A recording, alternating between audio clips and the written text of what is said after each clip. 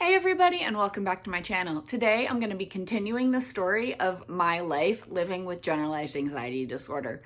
The last video I uploaded told you the story from my childhood all the way through middle school and high school. Today I'm going to continue that story and tell you what it has been like living with generalized anxiety disorder as an adult.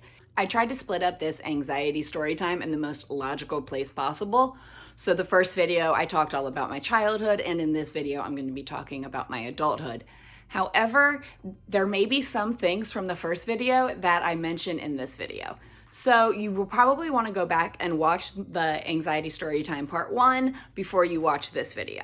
If you enjoy this video, or if you're also living with generalized anxiety disorder, make sure to leave a big thumbs up for me. Click the subscribe button, leave any comments that you have down below, any questions. I will answer anything I possibly can for you. And without further ado, I will get into the story of living with generalized anxiety disorder as an adult. I'll see you next time.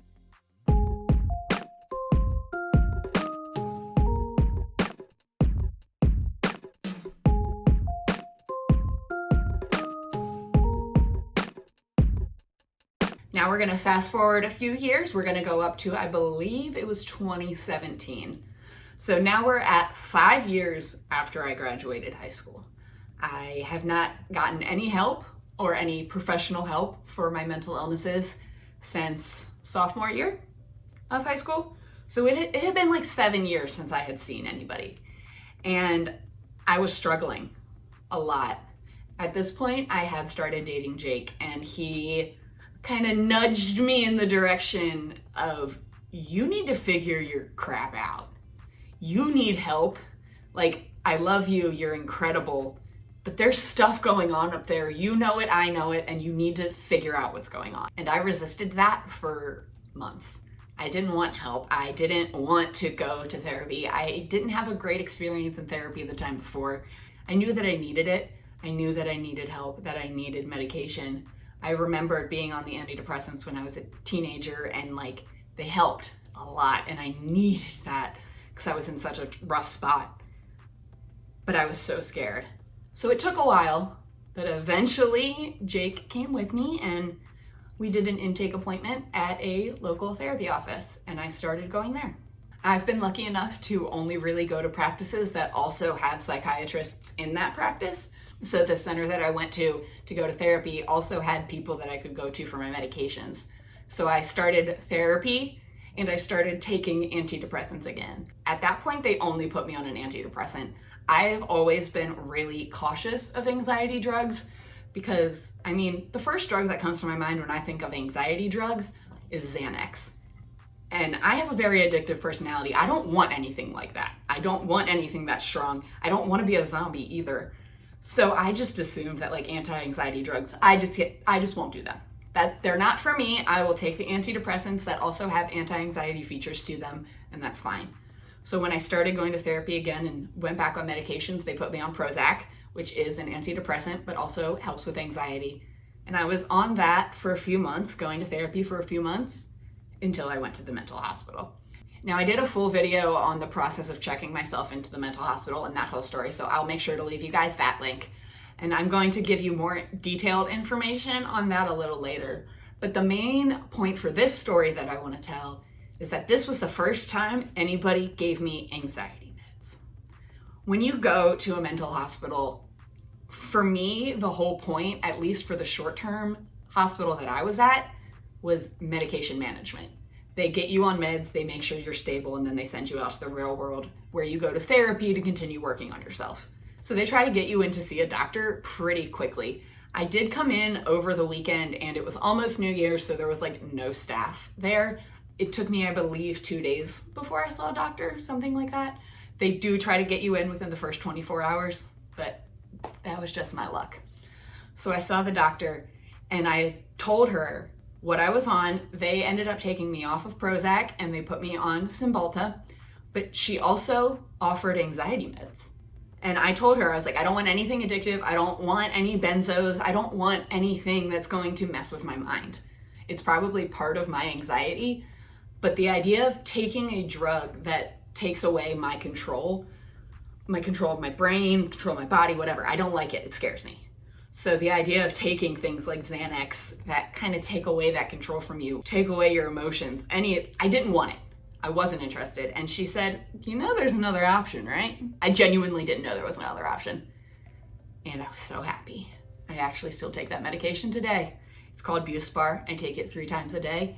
It's similar to an antidepressant in that it builds up in your system so that it helps over the long term. It'll help chill you out over time. It's not something that you take when you're having a panic attack to make the panic attack go away immediately, like a Xanax. It's something you take every day to level you out over time, which is good for people with generalized anxiety disorder because they're always anxious. So if you could just level you out most of the time, it's helpful. And then when I have my panic attacks, I just have to get through them. Some people will get like Buspar for daily use and then get another medication, a stronger medication for use when there are panic attacks or just episodes of high anxiety. I don't do that. I'm too scared. I deal with my Buspar. I've had enough panic attacks that I can get through those. I know how to get through those. So the Buspar helps me get through my day-to-day life, and then for my occasional panic attack, I have to do that myself. Once I got out of the hospital, I went back to the center that I was going to for therapy for a little while, but I had a lot of issues with that therapist, so I stopped going. Then things got real bad again. Me and Jake actually ended up breaking up for a short period of time because I couldn't get my mind together and I wasn't doing the work that I needed to. And when you're a kid, you need to rely on your parents or the adults around you to help you. Once you're in your 20s, it's your responsibility to take care of your own mental health. I equate it very similar to physical illness in the sense that if I broke my arm right now, I would get a lot of sympathy. Same thing with a mental illness. If I just have a mental illness, people should help me. The people that love me should be willing to help me get through it. But if I never put a cast on that broken arm, after 3 years, are people still going to feel sorry for you? Are people still going to feel sorry for your broken arm that you never went to go fix? And that's kind of how it is with mental illness. If you are not doing the work, you can't expect people to stick around. You can't expect people to deal with your outbursts or whatever sort of terrible behaviors that you're displaying due to your mental illness if you're not doing anything to change them. Now, if you're actively working to change them, that's your own thing. I'm proud of you. That's incredible. Keep going on your journey. I'm not asking you to be perfect. Once you become an adult, you become responsible for your own well-being. And I've been diagnosed with this since I was 15 when I first went to the therapist. I know this is a problem. I know this is something I have to deal with. So if I ignore it, that's my own fault. And that shouldn't be put on anybody else. So I went through this time where I just didn't want to deal with it. Didn't want to. Wasn't doing it.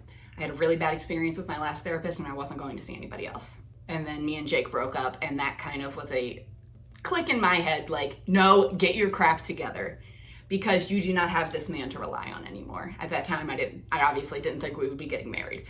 So in my mind, I thought, you need to get your stuff together. You need to get you together because you don't have him to rely on anymore. He's gone. It's only you. So what the hell are you going to do now? So I went to therapy and I started working on myself, by myself, for myself. And I think that's kind of where I went wrong the first time. I was going to therapy, but a lot of it was to make Jake happy because I knew that he wanted me to get help. Once I was on my own and had to get therapy, it was like, no, it's you. It's me and you, buddy. Me and you. That's it. It's all we got. You need to figure it out. So I went to therapy and my therapist was fantastic. She was everything that I needed. I need a therapist that's very warm and comforting and empathetic. I obviously need a therapist that's going to call me out if I'm doing ridiculous or unsafe things, but I need them to do it in a way that's empathetic and compassionate because I have been on the defense for most of my life. I can't feel that way also in therapy. So I found this new therapist who I clicked with amazingly, and she's helped me a lot. She helped me a lot. I had to leave her when I moved down south, and I have a new therapist now who is great, but I still keep in contact with my old therapist. Not all the time because ethical boundaries, but every few months I might text her an update. When I got married, I let her know, those sorts of things. Just little life updates that I think that she would appreciate because, I mean, she saw me grow so much over the time that we were together. I just kind of want to allow her to continue the journey with me, even if just in a very small capacity. I just mentioned I have a new therapist now, and I do. I go to therapy once a week, every week. Well, most weeks. Sometimes I don't feel good. I have a chronic illness. But I have to go to therapy every week, and I still deal with symptoms of anxiety every day of my life. Irritability, restlessness. My sleep schedule is crap. I'm trying to work on that, but I can never fall asleep. I don't sleep well. I have racing thoughts. I'm always worrying about things. My stomach hurts, and I can never tell if that's because of my anxiety or because of my colitis. Like, there's just so much every day that I have to deal with. I still have panic attacks. I still worry. But I feel like now that I am doing the work that I have to, and I'm gaining the skills that I need to get through that, if that makes sense. I'm learning coping skills for anxiety. I'm learning how to redirect my energy. I'm learning how to redirect my thoughts. Because once I start a bad spiral down, it's really hard for me to stop. So what I'm working on now is trying to nip those spirals right when they start and start thinking more positively. I'm really working every day, but I know that I will also have to continue working every day of my life to deal with this anxiety. And I will always have it. It is a part of me at this point. I've been anxious my entire life. I've always been a worrier. Even the book says that remission rates are very low. It's just learning how to cope, and I think I'm doing a decent job. I mean, better than I used to be, so I'll take it. As long as I am doing better than I used to be, it's a step in the right direction. Thank you guys so much for making it to the end of this video. Make sure that if you haven't already watched part 1, which you probably should have before this, but either way, if you haven't watched part 1, go back and do that now. If you enjoyed the video, please make sure to smash that like button for me, click subscribe, and ring the notification bell so you'll always know when a new video is uploaded. I guess technically it started with the ulcerative colitis diagnosis story. However, I'm going to be doing a series of all of my diagnoses, explaining them and how they've impacted me over my life. I've already done one for my autoimmune disease, ulcerative colitis. This is the one for anxiety, and my next one will be all about depression. So look for those coming up soon. There's lots to tell you.